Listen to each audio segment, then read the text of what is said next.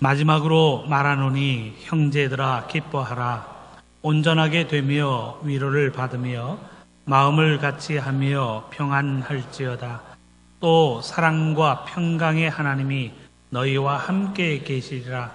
거룩하게 입맞춤으로 서로 문안하라. 모든 성도가 너희에게 문안하느니라.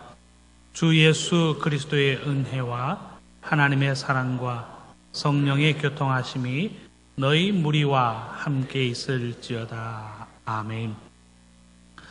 마지막으로 말하노니 형제들아 기뻐하라 라고 하는 하나님의 말씀을 꼭 기억하시고 2015년 기쁨과 즐거움 속에서 살아가는 우리들의 삶이 될 수 있기를 바랍니다. 2015년, 2016년 두 해 동안에 우리 교회가 가지고 있는 교회의 표어는 성령 충만함으로 기쁨을 누리는 교회라고 세웠습니다. 기쁨을 잃지 않는 시간들, 세상의 기쁨이 아닌 믿음의 기쁨을 누리는 새해 시간들이 될 수 있기를 바랍니다. 우리만 기뻐하는 것이 아니라 우리들이 가지고 있는 기쁨과 즐거움이 자꾸 확산되어야죠. 그래서 우리의 가정이 기뻐하고 우리의 교회가 즐거워하고 우리가 살고 있는 이 대구의 도성이 믿음으로 인하여 기쁨이 차고 넘치는 도성이 될 수 있기를 주님의 이름으로 축원합니다. 인도에서 만든 영화 중에 새 얼간이라고 하는 영화가 있습니다. 이 영화를 여러분들 보셨는지요? 인도에서 만든 영화는 상영 시간이 긴 것으로 유명한데 이 영화도 3시간이 넘는 그런 긴 장편의 영화입니다. 새 얼간이라고 이야기하지만 이 세 사람이 인도의 최고의 대학에서 공부하면서 벌이는 삶의 에피소드를 아주 코믹하게 그려놓은 영화가 새 얼간이라고 하는 이 영화입니다. 그런데 이 영화가 우리에게 주는 깊은 감동이 있어서 여러분들에게 소개해 드립니다.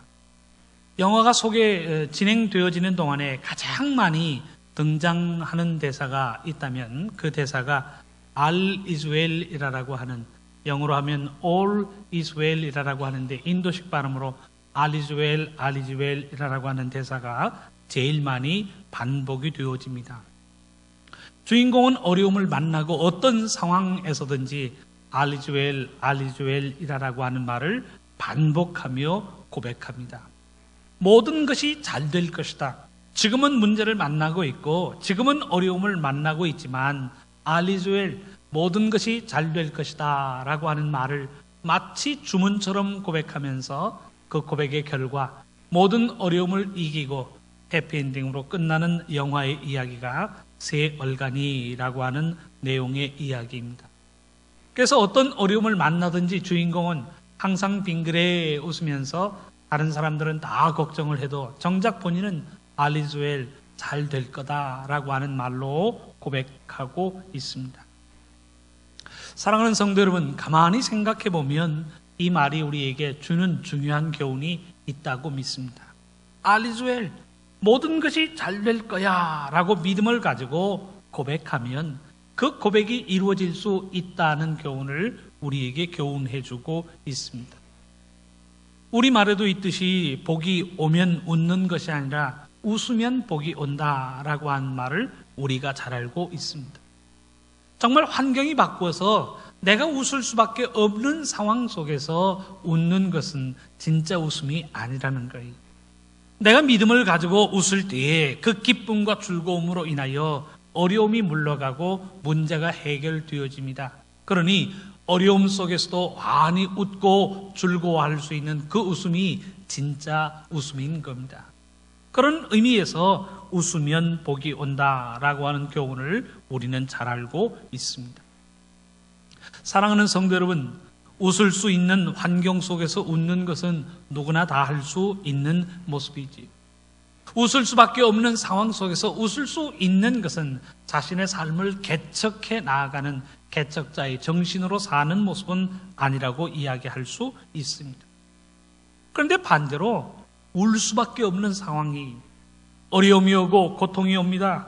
웃을 수 없는 상황이지만 그 속에서 환한 미소를 갖는 사람은 적어도 자신의 삶을 헤쳐나가는 삶이라 이렇게 이야기할 수 있습니다. 어려움이 있지만 그 어려움을 이기는 사람이에요. 문제가 있지만 그 문제를 풀어 나아가는 사람. 마치 물고기가 강을 거슬러 올라가듯이 자신의 목표를 이루기 위해서 어려움을 이기고 문제를 극복하여 나아가는 삶이 어려움 속에서도 웃을 수 있는 삶의 모습인 것입니다. 사랑하는 성도 여러분, 여러분들은 어떤 삶의 모습으로 살아가기를 원하시나요? 가만히 앉아서 내 삶의 상황이 바뀌어져서 나로 하여금 웃을 수 있도록 해다오 라고 하는 그 기다리는 삶의 순간을 살아가시겠습니까? 아니면 내 삶이 웃음 가득 찬 삶이 되기 위하여 일어나 행동하는 삶을 살아가겠습니까? 웃음을 기다리는 삶을 살아가실 건가요? 아니면 내가 어려움 속에서도 웃고 즐거움을 고백하는 가운데 내 삶 속에 기쁨과 즐거움이 솟아날 수 있도록 창조적인 삶의 순간을 살아가겠는가라고 하는 질문입니다. 우리는 체념이라라고 하는 단어를 잘 알고 있습니다.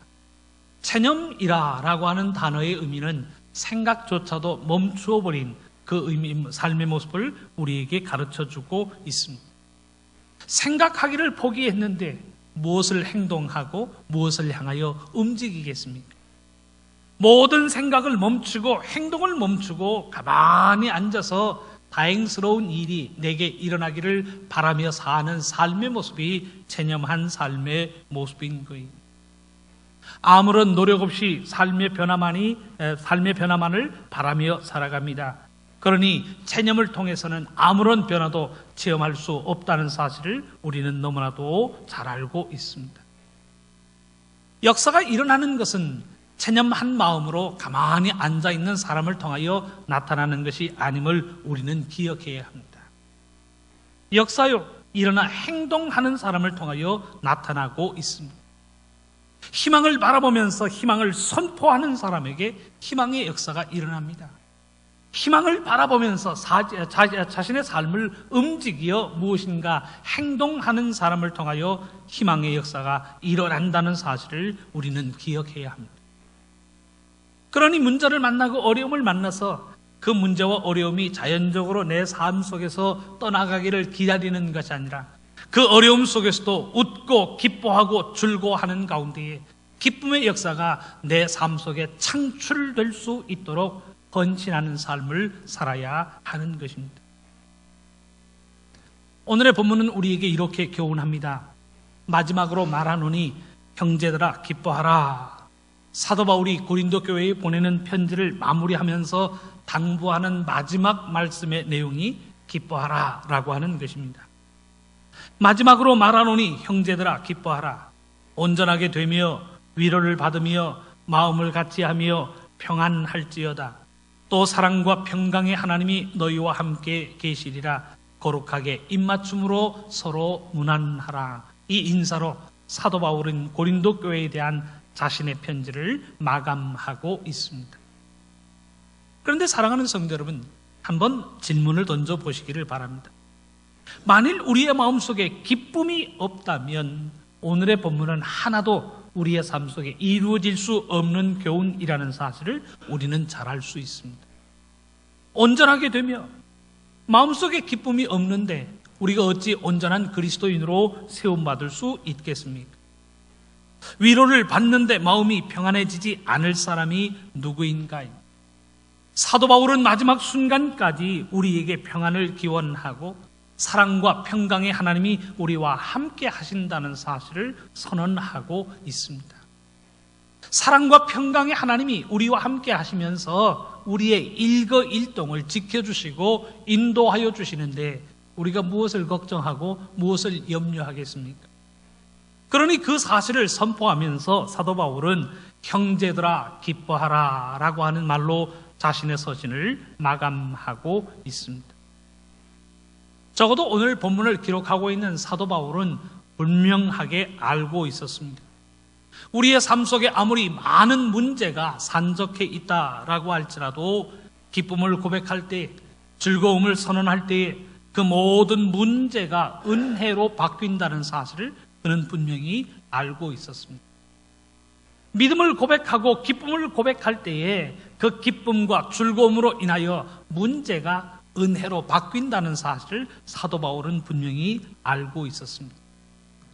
그러니 우리의 삶 속에 간곡하게 부탁하고 당부하는 내용이 무엇인가요? 형제들아 기뻐하라 라고 하면서 우리의 삶 속에 결코 기쁨과 즐거움이 상실되어서는 안 된다는 사실을 힘주어 강조하고 있습니다. 사랑하는 성도 여러분, 사도 바울이 우리에게 전하는 메시지를 보면 기쁨으로 산다라고 하는 것이 얼마나 중요한지를 항상 교훈하고 있습니다. 사도 바울의 서신을 보면 기뻐한다, 기쁨을 가지고 믿음으로 살아간다라고 하는 사실이 얼마나 중요하고 얼마나 귀한가라고 하는 사실을 반복하여 설명하고 있습니다. 예를 들어서 빌립보서의 내용을 한번 생각해 보시기를 바랍니다. 다른 서신에 비해서 빌립보서는 비교적 짧은 서신에 불과합니다. 그런데 그 짧은 빌립보서 안에 기쁨, 기뻐하라 라고 하는 단어가 17번이나 반복하여 기록되어지고 있습니다.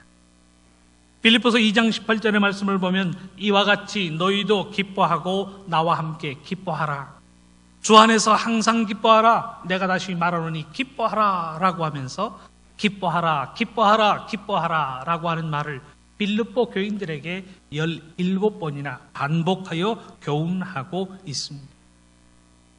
빌립보서를 마감하는 결론도 오늘 우리가 본문으로 대하고 있는 고린도 후서의 결론과 다르지 않습니다. 곧 그 내용이 기뻐하라 라고 하는 내용으로 결론 지어지고 있습니다.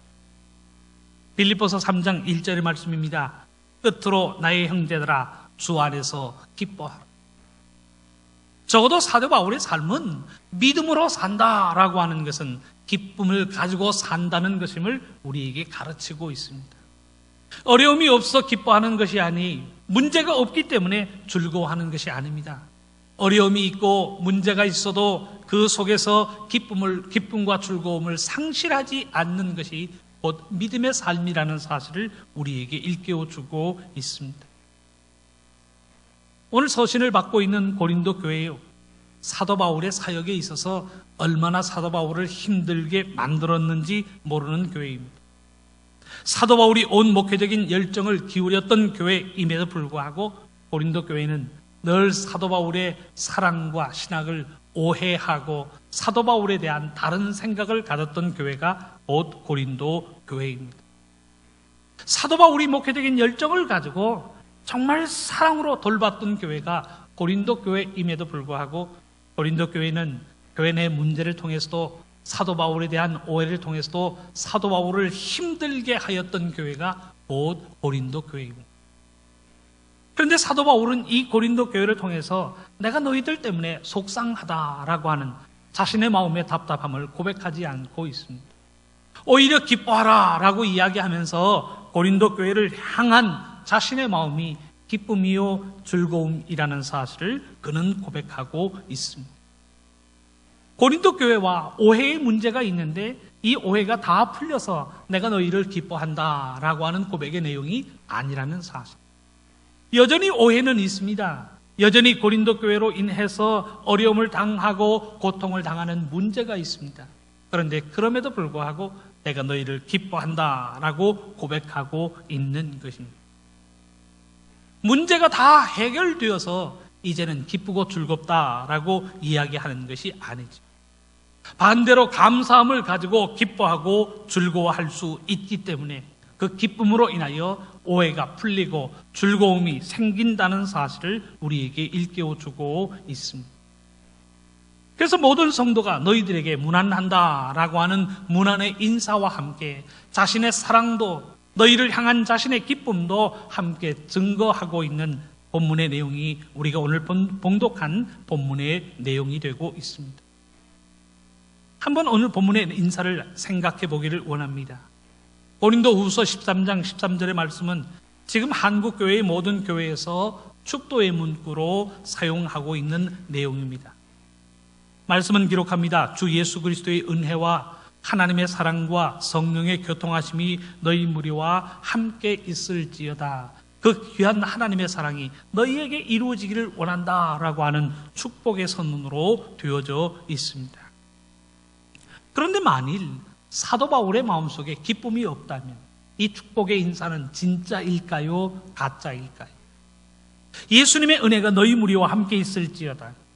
하나님의 사랑이 너희 무리와 함께 있을지어다. 성령의 교통하심이 너희 무리와 항상 함께 있을지어다 라고 축복의 선언을 하는데 마음에는 미움이 가득합니다. 마음에는 원망이 가득합니다. 그 마음속에 기쁨과 즐거움을 찾아볼 수 없다면 오늘 본문에 기록되어져 있는 사도 바울의 축복의 내용은 거짓이요 위선이 되고 만다는 사실을 우리는 인정할 수밖에 없습니다. 축복할 마음이 없는데 축복의 메시지를 남기는 거예요. 기뻐하는 마음이 없는데 내가 너희를 기뻐한다라고 이야기하는 것밖에는 되지 않는다는 사실이에요. 그런데 사도 바울이 그런 사람이었을까요? 마음속에는 미움을 가지고 은혜와 사랑과 교통하심을 가지고 축복의 인사를 나누는 그런 사람이 우리가 알고 있는 사도 바울인가요? 적어도 우리가 알고 있는 사도 바울은 그런 가식적인 인사를 하는 사람이 아니었습니다. 진정 기쁨을 가지고 하나님의 복이 너희들에게 임하여지기를 원한다라고 하는 그 간절한 마음으로 기쁨과 즐거움 속에서 상대방에게 축복의 메시지를 남기는 사람이 사도 바울의 삶의 모습이었던 겁니다.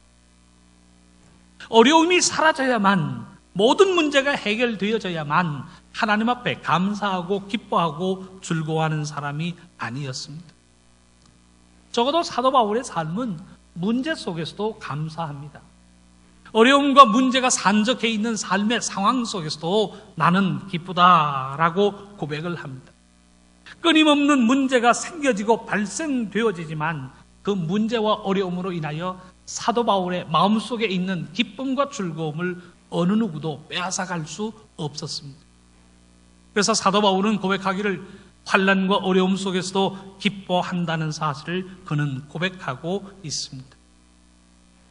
고린도후서 5장 4절에서 사도 바울은 이렇게 고백을 합니다. 우리의 온갖 환난 가운데서도 나에게는 위로가 가득하고 기쁨이 넘칩니다. 나에게는 위로가 가득하고 기쁨이 넘친다라고 하는 사실을 고백하고 있습니다. 문제가 해결되어지고 모든 어려움이 다 물러간 이후에 고백하고 있는 이야기가 아닙니다. 환난 한가운데 있습니다. 하나의 문제, 하나의 환난을 만나고 있는 것이 아니라 온갖 환난 가운데에서 그가 남기고 있는 믿음의 고백이, 즐거워하는 상황 속에서 즐거움을 고백하고 있는 게 아닙니다. 모든 문제가 해결되어지고 난 이후에 기쁨의 상황에서 나는 기쁘다라고 고백하고 있는 것이 아니라는 사실. 있는 것은 환난뿐이, 끝없는 환난과 어려움이 나의 삶 속에 찾아옵니다. 그러나 사도 바울은 고백하기를 나에게는 위로가 가득하고 기쁨이 넘칩니다 라고 그는 믿음의 고백을 남기고 있습니다. 사랑하는 성도 여러분, 이것이 사도 바울의 삶이요, 사도 바울이 우리에게 권하고 있는 믿음의 모습이라면 우리도 삶의 환난 속에서도 기뻐하고 즐거워해야 한다는 사실을 마음속에 새겨야 합니다.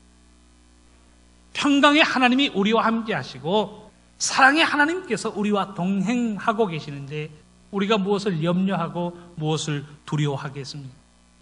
우리가 환난 한가운데 있는다라고 할지라도 하나님께서 우리의 하나님이 되셔서 우리의 오른손을 잡아 인도하여 주시는데 왜 우리가 울며 통곡하며 슬픔을 이야기하겠습니까? 이 어려움을 통해서 더 큰 하나님의 은혜가 이루어질 줄 믿는 믿음으로 기뻐하고 즐거워할 것을 성경은 우리에게 교훈하고 있습니다. 적어도 믿음으로 사는 사람들은 문제가 해결되어야만 기뻐하고 즐거워하는 삶을 살아가는 것이 아니지. 하나님의 은혜를 믿고 기뻐하고 즐거워할 때에 그 믿음의 고백과 선포로 인하여 우리들의 당하는 문제는 하나님의 은혜로 변한다는 사실을 우리는 기억해야 하는 것입니다.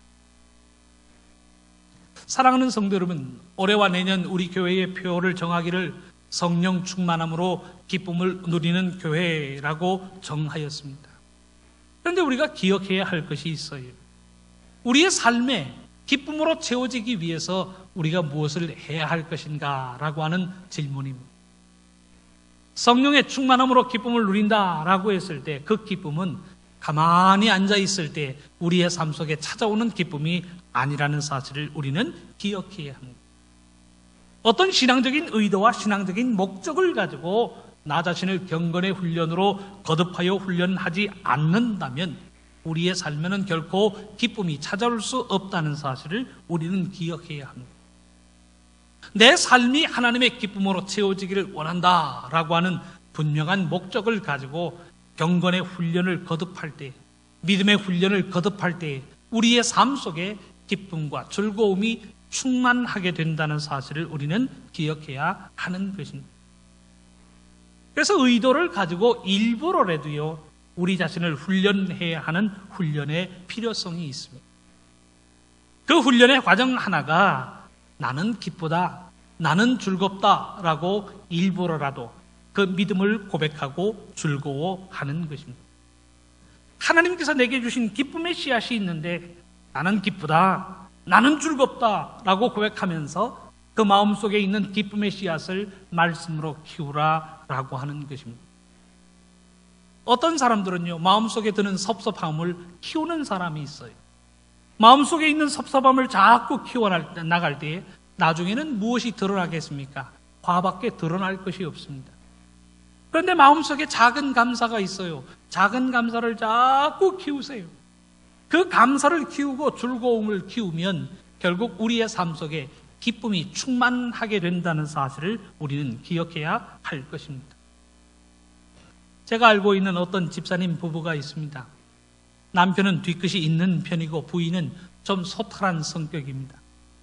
부부가 살다 보면 사사로운 일로 싸움을 하게 되는데 부인은 자기 하고 싶은 일 다 하고 잠자리에 일찍 잠드는 그런 스타일이에요. 그런데 남편은 부인이 한 말 때문에 밤새껏 잠을 못 자고 뒤척이는 그런 스타일의 부부가 있었습니다. 한 번은 저녁을 먹고 부부싸움을 하게 되었는데 부인은 자기가 하고 싶은 얘기 다 하군요 일찍 잠자리에 들고 말았습니다. 남편은 그때부터 고민하는 거예요. 저 사람이 이야기한 이 이야기의 의미는 무엇일까? 저 사람이 이렇게 나를 섭섭하게 만들었는데 이 마음을 어떻게 해야 될까? 밤새 걱정을 하고 고민을 하고 생각을 하다가 새벽 2, 3시쯤 되면 부인을 깨운다고 합니다. 여보, 아까 당신이 한 말 곰곰이 생각해 보았는데, 그러고 그제서야 이야기를 건네는 거예요. 부인이 잠결에 일어났지만 이미 부인의 성격은 소탈한 성격이라 자기가 싸웠다는 사실도 다 잊어버립니다. 그러니까 여보 내가 미안해, 내가 다 잘못했거든. 그러니까 우리 편안히 잠자자. 그러고 부인은 또 잠을 청하여 잡니다. 그런 남편은 또 생각에 빠집니다. 생각에 빠지다가는 또 무슨 생각인지 새벽 3, 4시쯤 되면 부인을 또 깨운다고 합니다. 그러면서 하는 말, 당신이 아까 사과한 거 곰곰이 생각해 봤는데 그건 진정한 사과가 아니다 라고 이야기를 시작합니다. 무슨 이야기인가요? 남편은 자기의 마음속에 들어있는 섭섭한 생각을 자꾸 키우는 거예요. 섭섭한 마음이 미운 마음이 되고 미운 마음이 원망하는 마음이 되고 결국은 참을 수 없어서 내가 한마디 해야 되겠다라고 하는 자기의 섭섭한 감정이 드러나게 된다는 사실이에요. 섭섭한 마음을 키우니 내가 이 밤중에라도 한 소리를 해야 되겠다라고 하는 그 미움의 마음을 드러내는 것 아니겠습니까? 성경은 우리에게 무엇이라고 교훈합니까? 하나님의 말씀이 명한 마음이 아닌 것은 우리의 속에 담지도 아니 생각하지도 말 것을 우리에게 가르치고 있습니다. 악은 그 모양이라도 버리라 라고 하는 교훈 속에서 세상의 어떤 부정적인 생각도 마음속에 담지 말고 마음속에서 키우지 말아야 할 것을 우리에게 가르치고 있습니다. 우리의 마음속에 담아야 할 마음이 있다면 기쁨의 마음이에요. 우리의 마음속에서 키워야 할 마음이 있다면 그 기쁨으로 인한 감사의 마음이에요. 내 마음속에 있는 즐거움을 키우고 감동을 키워서 우리의 삶 속에 하나님의 은혜가 차고 넘칠 수 있도록 마음속에 있는 기쁨을 키우고 감동을 키우고 즐거움을 키우고 깨달음을 키울 것을 우리에게 교훈하고 있습니다. 좋은 것을 담아야지요. 신령한 것, 거룩한 것, 아름다운 것을 담아서 그 아름다운 것을 드러낼 때에 우리의 삶 속에 기쁨과 즐거움으로 채워진다는 사실을 하나님의 말씀은 우리에게 가르치고 있습니다. 그래서 기쁨을 심어 그 기쁨을 키우는 것이 우리 그리스도인들의 삶의 모습이어야 하는 것입니다. 사랑하는 성도 여러분, 우리의 마음속에 기쁨을 키운다라고 했을 때 무엇으로부터 시작해야 할까요? 어떻게 하면 우리의 마음속에 기쁨과 즐거움을 키울 수 있는가라고 하는 질문입니다. 믿음을 가지고 나는 기쁘다, 나는 즐겁다, 처음 말씀드린 대로 알리즈웰 모든 것이 잘 될 것이다 라고 희망을 선포하고 시인하고 고백하는 거예요. 하나님의 말씀은 우리에게 분명히 교훈합니다. 우리가 기쁨을 가지고요, 긍정적인 생각을 가지고 시인하고 인정하여 선포하면 그 믿음대로 이루어진다는 사실을 하나님의 말씀은 가르치고 있습니다. 내가 믿음을 가지고 기쁨을 선포하면 기쁨의 역사가 내게 일어나는 거예요. 내가 믿음을 가지고 즐거움을 선포하면 즐거움의 일이 내게 생겨질 줄로 믿습니다. 하나님께서 내게 주신 믿음을 가지고 아리스웰 모든 것이 하나님의 은혜 가운데 잘 되어질 것이다 고백한다면 그 긍정적인 역사가, 희망의 역사가 우리에게 일어난다는 사실을 우리는 기억해야 할 것입니다. 할 수 있다고 고백하니 그리스도의 은혜 가운데 할 수 있는 거예요. 나는 할 수 없다라고 고백하니 그 시인하고 인정한 부정적인 고백 때문에 우리는 할 수 없다는 사실을 기억해야 하는 것입니다. 갈라디아 6장 7절의 말씀이 우리에게 교훈합니다. 사람이 무엇으로 심든지 그대로 거두리라. 희망을 심으면 희망의 역사를 체험하는 것이고요, 부정을 심으면 부정의 역사를 체험할 수밖에 없는 거예요. 기쁨을 심으면 기쁨의 열매를 거두는 것이고, 슬픔과 원망을 심으면 슬픔과 원망의 열매를 거둘 수밖에 없다는 사실을 우리는 분명히 기억해야 합니다. 사랑하는 성도 여러분, 성경의 이야기들을 한번 기억해 보시기를 바랍니다. 성경의 이야기가 우리에게 증거하는 모든 이야기들은 믿음으로 고백할 때에 어떤 일이 일어나는가 우리에게 가르쳐주고 있습니다. 우리가 믿음을 가지고 마음의 기쁨과 담대함을 가지고 선언하고 선포할 때에 어떠한 일이 일어나는가 성경은 우리에게 가르쳐주고 있습니다. 그 한 예를 사도행전 3장에서 찾아보기를 원합니다. 베드로가 성전 미문에 앉아있는 장애자를 향하여 선언합니다. 나사렛 예수 그리스도의 이름으로 일어나 걸으라 하고 오른손으로 잡아 일으키니 발과 발목이 곧 힘을 얻고 뛰어서서 걸으며 그들과 함께 성전으로 들어가면서 걷기도 하고 뛰기도 하며 하나님을 찬송하니 라고 말씀은 기록되고 있습니다. 어느 순간에 모든 장애가 사라졌는지 마음속에 잘 기억하시기를 바랍니다. 장애가 사라지는 순간, 이 순간까지 나를 힘들게 하고 어렵게 하고 고통스럽게 만들었던 모든 문제가 떠나가는 순간이 언제인가요? 믿음을 가지고요 선언하는 순간입니다. 나사렛 예수 그리스도의 이름으로 일어나 걸어라 라고 하는 믿음의 선포가 주어질 때 모든 슬픔의 조건들이 사라진다는 사실을 우리에게 보여주고 있습니다. 믿음을 가지고 믿음의 고백을 남기니 장애가 날아갑니다. 믿음을 가지고 믿음의 선포를 남기니 모든 슬픔이 사라집니다. 조금 전까지는 슬픔을 가지고 다른 사람에게 동량을 구하던 사람이 일어나 걷습니다. 일어나 뜁니다. 성전에 들어가 하나님을 찬미하는 찬미의 삶이 시작되었습니다. 믿음으로 선포하니 마음의 모든 슬픔들이 다 사라지고 기쁨과 즐거움이 충만한 삶의 순간이 시작되었다는 사실을 우리에게 일깨워주고 있습니다. 무엇으로 인한 변화인가요? 무엇으로 이 엄청난 하나님의 역사가 우리의 삶에 이루어지는가 우리는 망각하지 말아야 합니다.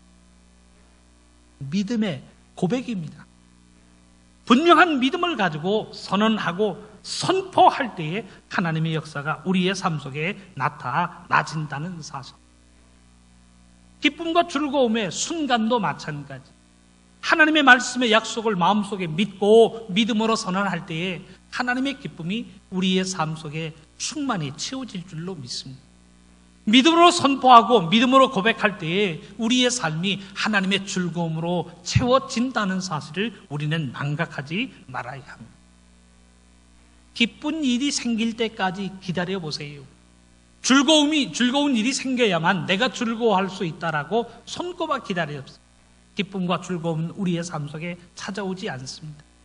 그러나 약속의 말씀을 믿고 기쁨으로 선포하고 기쁨으로 선언할 때에 하나님의 역사가 우리의 삶 속에 일어난다는 사실을 오늘의 본문은 우리에게 일깨워주고 있습니다. 이 믿음의 선포와 함께 마음속에 있는 기쁨의 씨앗을 키울 수 있는 우리들의 삶이 되어야 한다는 사실. 처음에 말씀드린 것처럼 문제가 사라지기에 기뻐하는 것이 결코 아님을 망각하지 말아야 합니다. 기쁨을 고백하고 선포할 때에 문제가 은혜로 바뀌는 역사가 나타나지는 것이, 내가 믿음을 가지고 기쁨과 즐거움을 선언하고 선포할 때에 하나님의 역사로 우리의 삶 속에 기쁨과 즐거움으로 채워진다는 사실을 우리는 기억해야 할 것입니다. 그래서 2015년, 2010년 매일의 삶 속에 삶을 시작할 때 하나님 앞에 기도하고 간구하면서 믿음의 고백을 남기세요. 나는 기쁘다, 나는 즐겁다, 오늘 하루도 하나님의 신나는 역사로 채워질 줄로 믿는다. 하나님의 즐거움의 역사가 우리의 가정과 우리의 교회와 내가 살고 있는 이 대구의 도성에 가득 차게 될 것이다. 처음 말씀드린 대로 알리즈웰, 모든 것이 하나님의 은혜 가운데에서 우리에게 이루어질 줄로 믿는다. 그 믿음의 고백과 선포가 하나님의 은혜로 우리의 삶 속에 기쁨과 즐거움을 가져다 줄 줄로 믿습니다.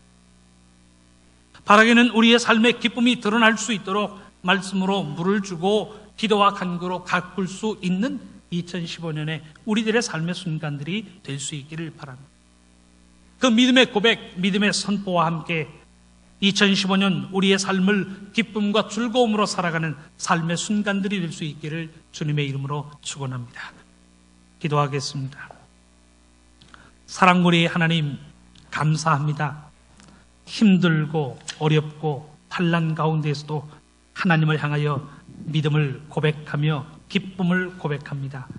형제들아 기뻐하라 라고 하는 하나님의 말씀을 기억하며 어떠한 삶의 상황 속에서도 기쁨을 선언하고 선포하는 주님의 백성들 되게 하여 주옵시고, 하루의 일과를 시작하면서 믿음으로 기쁨을 선포하며 살아갈 때에 하나님의 기쁨과 즐거움이 우리의 삶 속에 충만히 채워질 수 있도록 역사하여 주옵소서. 감사하고 우리 주님 예수님의 이름으로 기도합니다. 아멘.